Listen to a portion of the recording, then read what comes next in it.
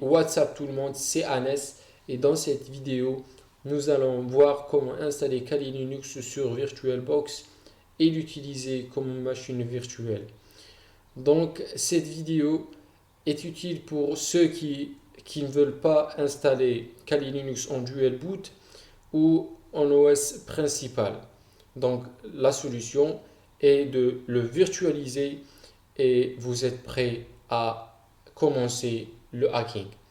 Donc pour cette vidéo, on aura besoin principalement de deux packages.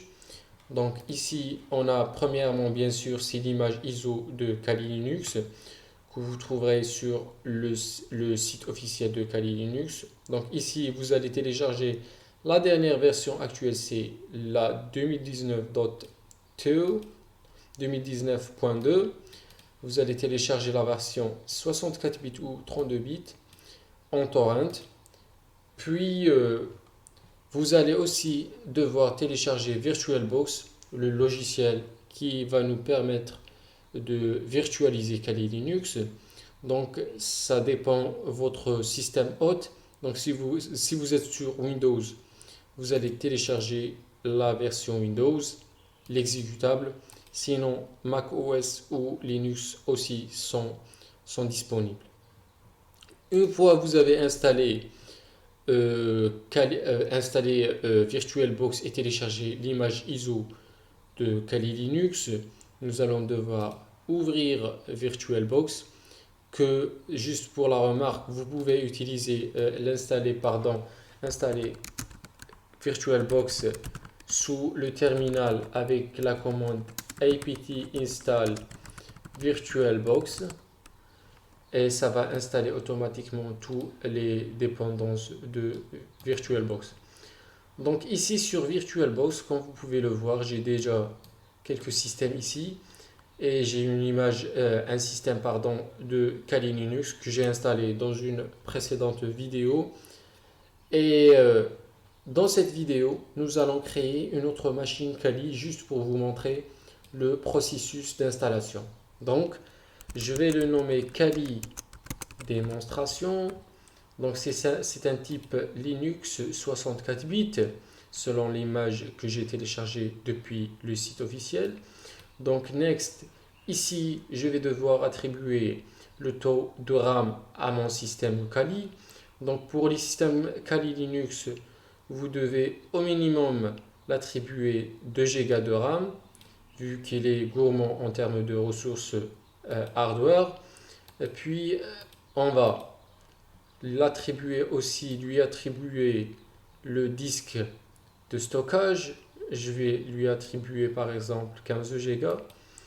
Et puis, c'est fini la création de la machine virtuelle.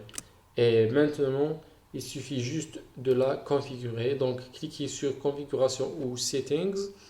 Donc, sur général, on a déjà entré les informations nécessaires. Pour système, même chose, 2 Go de RAM.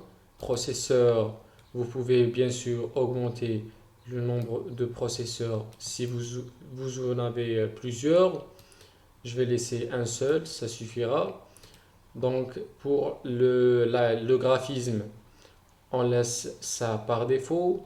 Le stockage, on va devoir choisir notre image Kali Linux, Open.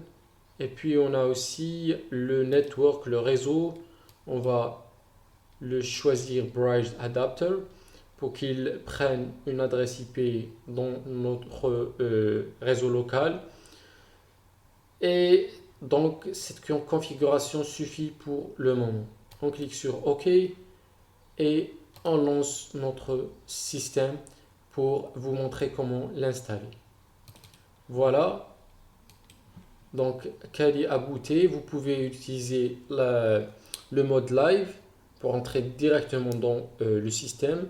Sinon, je vais sélectionner Graphical Install pour que ce soit une interface graphique qui nous guide dans le processus d'installation.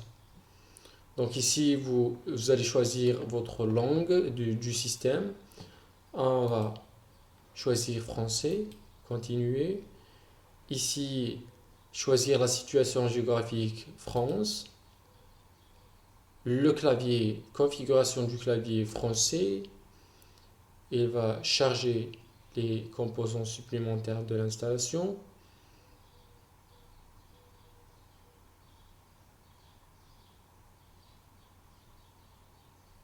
Donc cette procédure est la même pour presque tous les systèmes Linux. C'est à peu près la même chose. Et c'est à peu près la même chose pour VMware, pour ceux qui ne veulent pas utiliser VirtualBox. Donc c'est la même chose, c'est la même technologie, sauf que VirtualBox, c'est un open source projet. Donc nom de la machine, on va laisser Kali par défaut, continuer. Donc ici, vous allez devoir entrer le mot de passe de votre système, continuer. Il va charger les composants supplémentaires une autre fois. Pour la méthode de partitionnement, on va utiliser sélectionner assister pour installer le système sur le stockage, le disque qu'on a sélectionné auparavant. On clique sur continuer, continuer et terminer le partitionnement. On va appliquer les changements. Et une fois les changements de formatage appliqués, il va commencer l'installation du système sur le disque. Donc ça va prendre un peu de temps et on va devoir attendre un moment. Ah, l'installation terminée et le Kali, le système, nous demande est-ce que nous voulons utiliser le miroir sur le réseau. On va checker non parce que ça me donne une erreur euh, chaque fois que je sélectionne oui. Donc c'est pas grave, on va cliquer sur non et on va continuer notre installation. Donc avec la configuration de l'outil de gestion des paquets qui est apt, apt, get, si vous voulez. Et comme vous voyez, pardon, l'installation du programme de démarrage Grub, c'est un morceau de code, c'est un programme qui permet, qui permet au système de booter. C'est un programme qui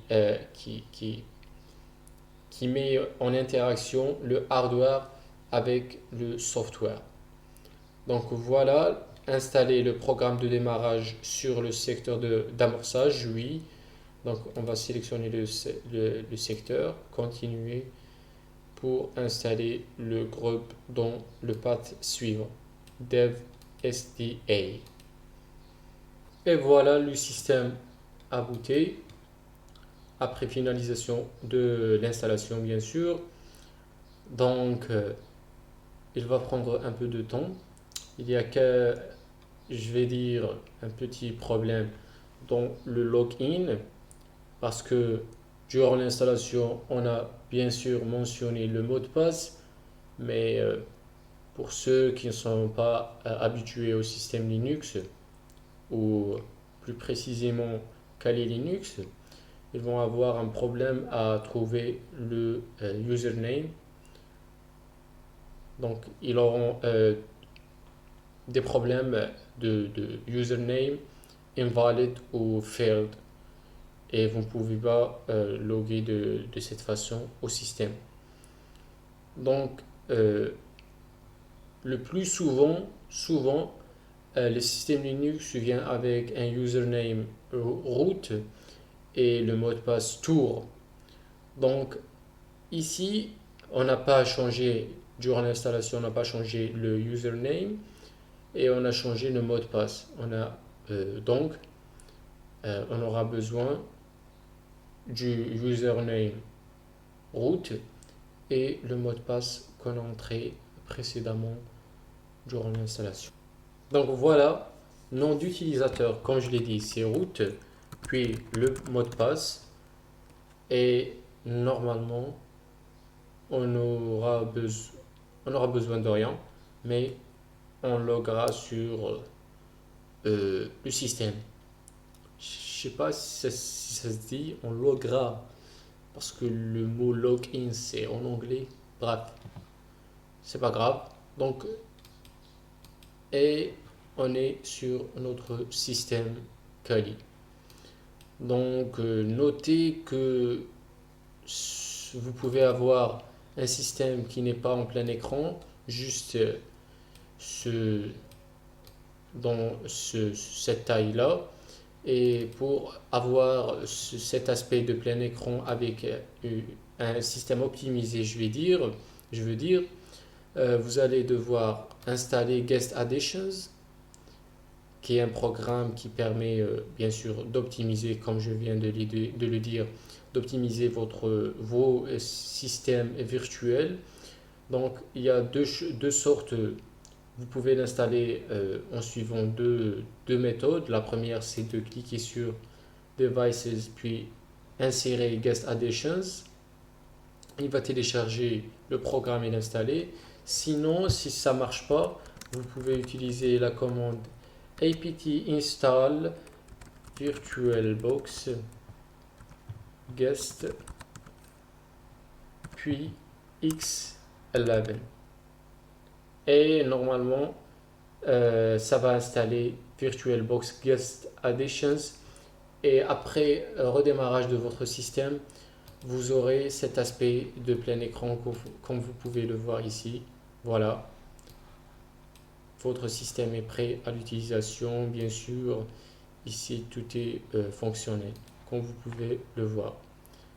Donc voilà le processus d'installation de Kali, ainsi que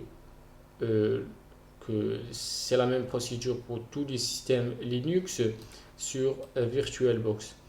Donc j'espère que vous avez aimé cette vidéo et j'apprécie bien si vous mettez un pouce bleu et si vous n'êtes pas abonné, abonnez-vous pour de nouveaux vidéos de ce genre et d'autres genres, web application security, hacking, système et tous les vidéos qui sont en relation avec le thème hacking.